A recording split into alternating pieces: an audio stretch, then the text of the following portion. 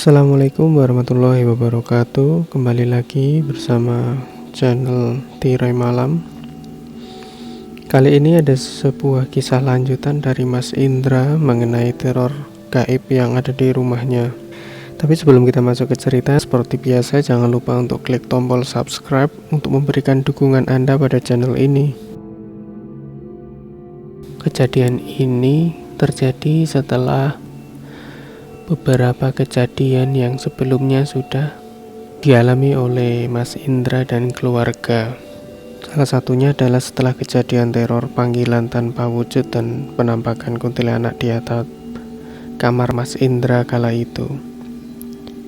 Hari-hari berikutnya memang masih sering terjadi gangguan hal serupa seperti suara panggilan, bayangan, terutama gangguan pada adik Mas Indra yang pasti setiap habis maghrib selalu menangis kencang tanpa sebab. Namun, memang Mas Indra sudah tidak pernah lagi melihat sosok yang pernah dia lihat beberapa waktu yang lalu. Puncak dari gangguan itu adalah setelah hari Lebaran. Malam itu sekitar pukul 9 malam, Pak Jaka merasa ingin buang air besar. Di tahun itu, di desa Mas Indra ini masih banyak rumah yang tidak mempunyai toilet, termasuk juga rumah Pak Jaka ini yang juga tidak ada toilet di sana. Hanya ada sebuah sumur kecil dan bak mandi untuk mandi saja, tanpa ada kloset di sana. Jadi kalau mau buang air besar harus ke WC umum di pinggir desa, atau yang sering warga desa sebut dengan kakus. Di desa itu kebetulan ada 2 kakus, jaraknya cukup berjauhan sekitar 100 meter, namun masih di satu aliran sungai kecil yang sama. Kakus ini berada di atas saluran sungai, lebih tepatnya saluran irigasi persawahan seperti itu ya. Saluran kecil yang airnya mengalir sepanjang tahun, jadi warga desa dapat memanfaatkan aliran air ini sebagai sarana MCK. Singkat cerita, Pak Jaka pun berjalan menuju kakus itu. Pak Jaka memilih kakus yang ada di sisi timur, yang mana kakus ini kondisinya memang lebih buruk dari kakus yang sebelah barat. Atap dan dindingnya berlubang yang terbuat dari seng. Kondisinya mulai berkarat dan tentu keropos di sana-sini. Tidak hanya itu, di depan kakus juga berdiri sebuah pohon ketapang yang besar dan rimbun, menambah kesan angker semakin kuat. Namun karena sudah biasa dan kakus ini lokasinya lebih dekat dari rumah ketimbang kakus yang bagian barat, Pak Jaka pun tanpa rasa khawatir memilih kakus itu. Kebetulan malam itu lampu kakus tidak menyala. Sudah hampir 1 minggu lampunya mati dan belum diperbaiki. Tapi Pak Jaka sudah membawa lilin untuk penerangan. Pak Jaka pun masuk ke kakus dan mulai melakukan aktivitasnya ya. Namun sebelum itu Pak Jaka menyalakan lilin dulu. Lilinnya ditaruh di samping depan tempat dia berjongkok ya. Sambil menghisap rokok, Pak Joko pun fokus pada kegiatan buang air besarnya itu. Tidak terjadi apa-apa memang di sana, namun saat pertengahan aktivitasnya itu, Pak Jaka iseng memperhatikan lilin yang dia bawa. Pak Jaka memperhatikan lilin itu karena memang tidak ada aktivitas lain ya.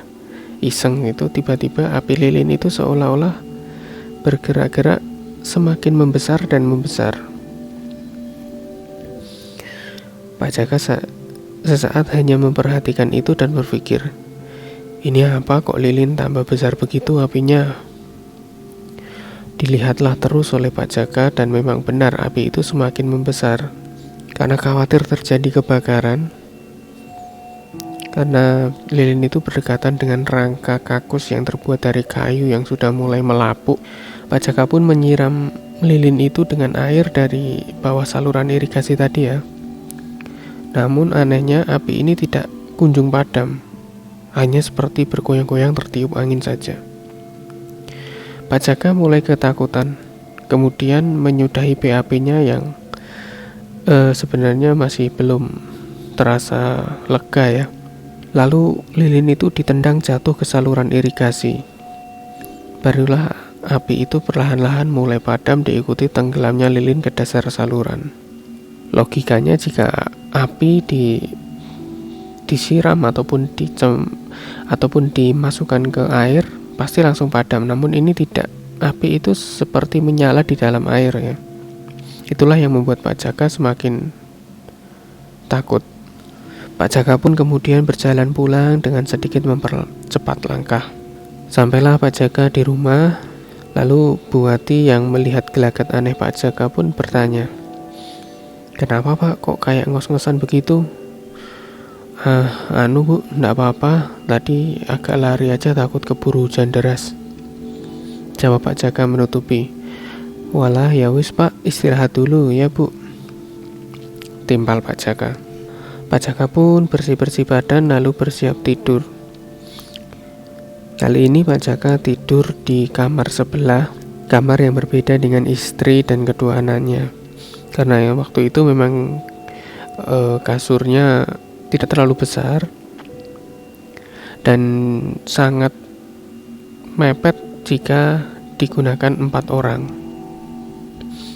Akhirnya memang beberapa kali Pak Jaka harus tidur di kamar sebelah itu. Malam itu Pak Jaka sedikit memikirkan kejadian tadi. Matanya seakan tidak mau terpejam. Pikirannya masih terbayang dengan kejadian beberapa saat lalu. Sambil terus berpikir, sebenarnya tadi itu apa ya? Sesekali Pak Jaka pun berguling ke kanan dan ke kiri mencari posisi yang tepat untuk tidur. Sayup-sayup mata Pak Jaka pun mulai terpejam. Namun tak lama rasa ngantuk itu datang. Tiba-tiba dari arah kaki Pak Jaka terasa seperti ada angin yang berhembus cukup kencang. Dan yang paling terasa adalah rasa dinginnya itu begitu kontras dengan udara di sekitar kamar. Sontak Pak Jaka pun membuka matanya kembali dan melihat ke arah kakinya. Aneh, kok tiba-tiba ada angin, pikir Pak Jaka. Masih dalam perasaan bingung, tiba-tiba tepat di samping kanan kaki Pak Jaka itu muncul asap tipis.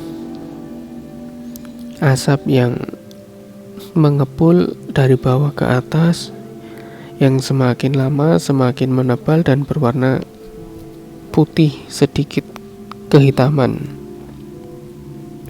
Asap itu semakin jelas dan berangsur-angsur berubah bentuk menjadi seperti sosok manusia dengan perawakan yang cukup tinggi, dan terlihat umur dari sosok itu sudah cukup tua. Yang membuat terkejut lagi, Pak Jaka sangat mengenali sosok tersebut. Sosok tersebut menyerupai sosok bapak mertua Pak Jaka, yaitu bapak dari Ibu Wati yang memang sudah beberapa tahun lalu meninggal. "Bapak," kata Pak Jaka sedikit terkejut. "Ada apa Pak? Kok Bapak kesini?" lanjut Pak Jaka dengan rasa bingung dan sedikit takut tentunya. "Jaka, Bapak kesini karena Bapak merasa ada yang mengganggu keluargamu. Ada sosok jahat yang ingin mengancam keselamatan keluargamu, terutama anak perempuanmu si Deno." "Astagfirullahaladzim, siapa Pak? Kenapa mau mengancam keluargaku dan anakku?" tanya Pak Jaka penasaran. "Sosok jahat dari kuburan pinggir desa sana. Dia menginginkan anakmu karena anakmu punya sesuatu yang spesial, dan itu sangat menarik buat kaum mereka." "Astagfirullah, lalu bagaimana Pak? Apa yang harus aku lakukan supaya tidak lagi diganggu?" "Begini, aku ingin menawarkan bantuan kepadamu. Supaya anakmu itu tidak diganggu, maka aku akan membawa anakmu sementara waktu. Lalu sebagai imbalannya aku berikan uang senilai 2 juta rupiah." Pak Jaka pun kaget. Dia merasa ada yang tidak beres dengan semua ini. Pak Jaka pun mulai berpikir rasional. Sepertinya ini bukan bapak mertuaku. Tidak mungkin bapak mertuaku ingin melakukan hal seperti ini. Apalagi mau membawa anakku dan membelinya. Memang waktu itu 2 juta cukup besar. Angka yang cukup besar untuk kondisi di mana waktu itu memang perekonomian tidak terlalu bagus dan di desa pun sangat jarang bisa mendapatkan uang segitu. Namun dengan tegas Pak Jaka menolak. Tidak, lebih baik aku melakukan hal yang lain daripada menjual anakku sendiri. Pergi kamu, ucap Pak Jaka. Sosok itu pun tertawa melengking, lalu kemudian berangsur-angsur berubah. Badannya berubah menjadi lebih tinggi, dan lebih tinggi lagi sampai hampir menyentuh atap rumah Pak Jaka. Badannya menjadi hitam berbulu, matanya melotot dan tariknya begitu panjang. Sosok itu pun tertawa sangat kencang, sampai Pak Jaka pun menutup kedua telinganya dan berdoa sebisa mungkin apa yang bisa dilantunkan. Hingga tak berapa lama sosok itu pun menghilang. Lalu Pak Jaka bangun dan berpindah ke kamar sebelah untuk memastikan anak dan istrinya baik-baik saja. Akhirnya Pak Jaka pun terjaga sampai pagi dan tidak jadi tidur waktu itu.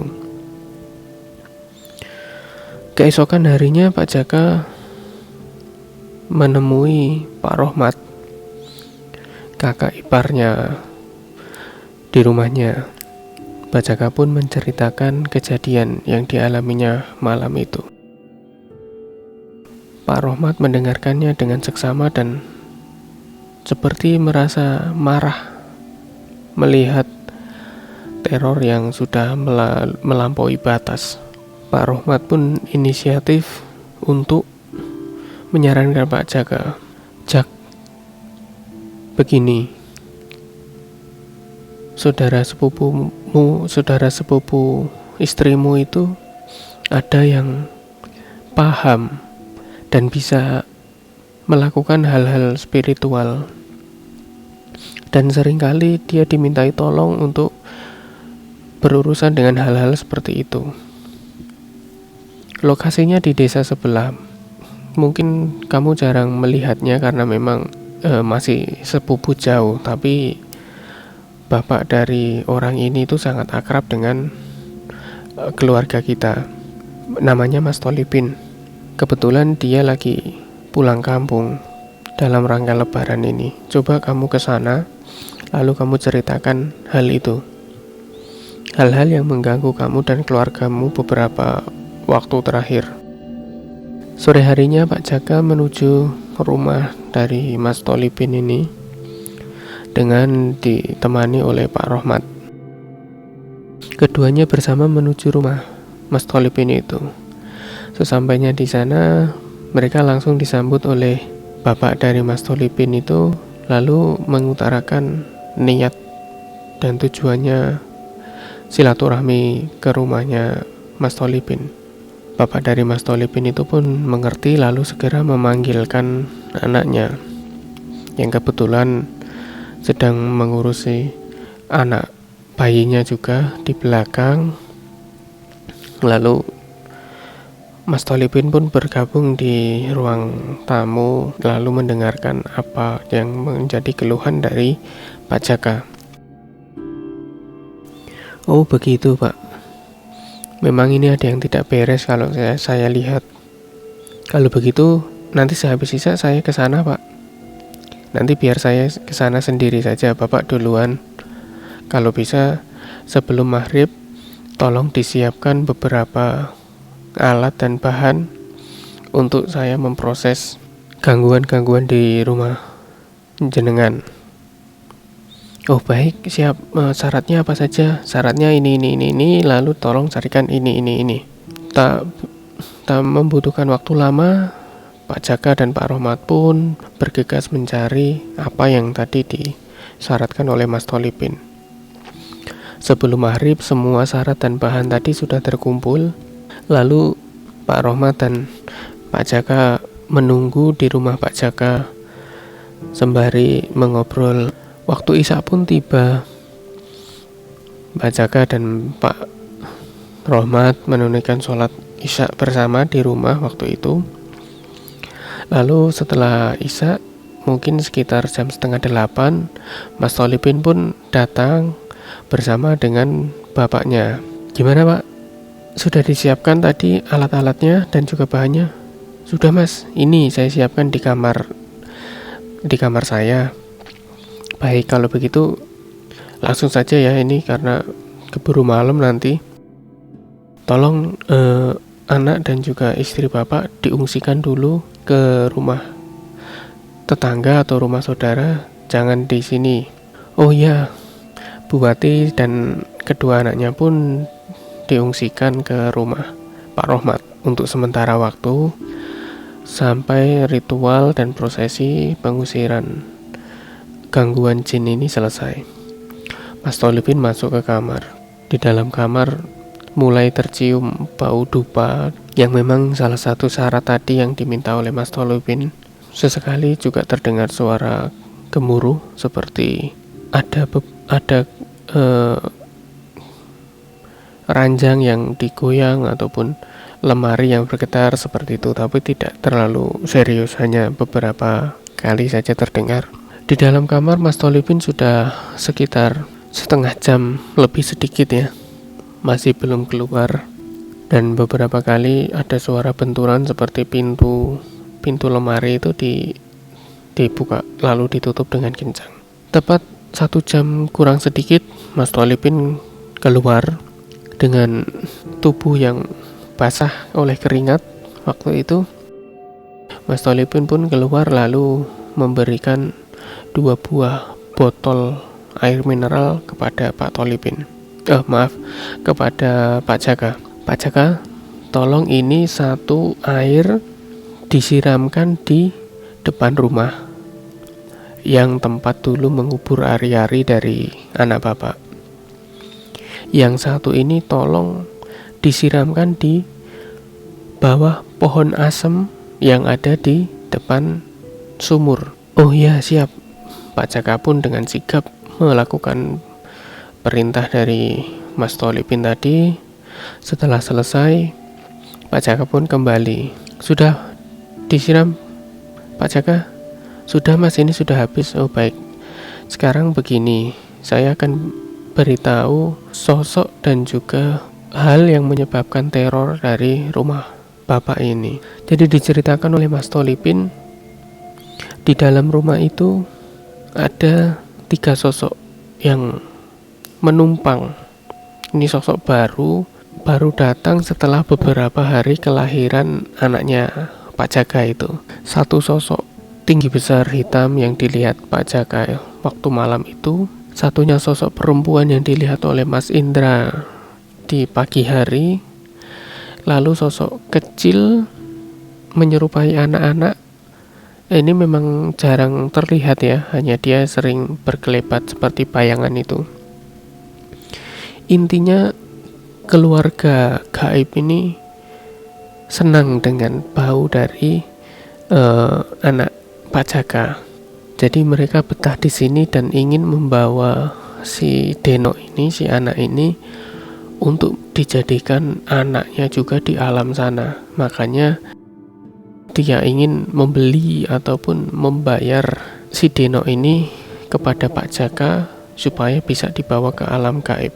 Astagfirullahaladzim. Semua orang di situ terkaget. Lalu bagaimana Mas Tholipin? Tapi alhamdulillah saya sudah berhasil menegosiasinya, lalu akan memindahkan mereka dari tempat ini. Mereka itu rumahnya di pohon asem yang tadi saya suruh untuk menyiram tadi. Memang pohon asemnya ini tidak terlalu besar, mungkin diameternya baru 10 cm. Cukup rimbun memang, Dan waktu itu adalah pohon asem satu-satunya di daerah situ ya. Adapun pohon asem lain itu cukup jauh di desa sebelah. Jadi menurut Mas Tolipin, pohon asem ini pohon yang cukup disukai oleh sosok-sosok seperti ini. Akhirnya Mas Tolipin pun menyarankan untuk menebang pohon itu keesokan harinya supaya tidak ada lagi kejadian-kejadian yang tidak diinginkan. Sosok-sosok itu akan dipindahkan oleh Mas Tolipin ke tempat yang lain. Mas Tolipin pun pulang waktu itu dengan membawa 3 botol. Pak Jaka tidak tahu ya itu memang makhluknya ditaruh di situ atau bagaimana. Yang jelas 3 botol itu dibalut oleh kain seperti kain sarung, seperti kain sorban seperti itu, lalu dibawa oleh Mas Tolipin dan bapaknya pergi. Ya sudah Pak, ini saya bawa dulu, semoga dengan ini tidak ada lagi kejadian-kejadian aneh yang di rumah ini. Oh iya, terima kasih sekali Mas sudah membantu saya. Semoga tidak ada sesuatu yang negatif lagi di rumah ini, dan semoga Mas Tolipin juga tidak terjadi apa-apa, sehat selalu. Akhirnya ritual dan pertemuan malam itu pun selesai. Lalu Bu Wati dan kedua anaknya pun karena masih takut diminta untuk menginap di rumahnya Pak Rohmat sementara waktu sampai pohon itu ditebang. Esokan paginya Pak Jaka dan Pak Rohmat pun menebang pohon tadi karena takut jika tidak ditebang nanti akan dihuni oleh beberapa makhluk lain yang tidak diinginkan. Setelah kejadian itu, rumah dari Pak Jaka tidak terjadi hal-hal yang atau teror yang tidak diinginkan lagi, dan semuanya berjalan kembali normal. Itu adalah kisah akhir dari teror yang menimpa keluarga Mas Indra. Semoga kisah ini dapat menghibur rekan-rekan malam sekalian. Terima kasih, semoga kita selalu dilindungi oleh Tuhan Yang Maha Kuasa. Selamat malam, Assalamualaikum warahmatullahi wabarakatuh.